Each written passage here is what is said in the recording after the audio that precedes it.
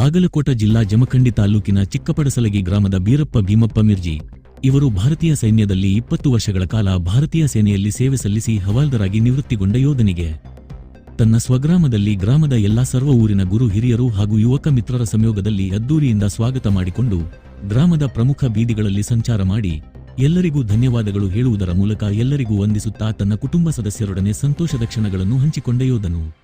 ಇದಕ್ಕಿಂತ ದೊಡ್ಡದಾದ ಗೌರವ ಸಾಕು ನನಗೆ ಇನ್ನೇನೂ ಬೇಕಿಲ್ಲ ಎಂದ ಯೋಧರು ತಮ್ಮ ಅಮೃತ ನುಡಿಗಳು ಹೇಳಿದರ ಮೂಲಕ ಭಾರತಾಂಬೆಗೆ ನುಡಿ ನಮನ ಸಲ್ಲಿಸಿದರು.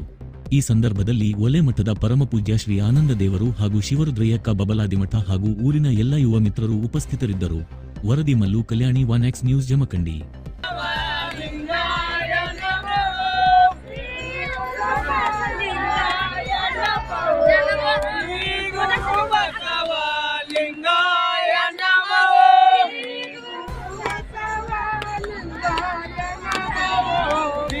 ಗುರು ಬಸವಲಿಂಗಾಯ ನಮೋ.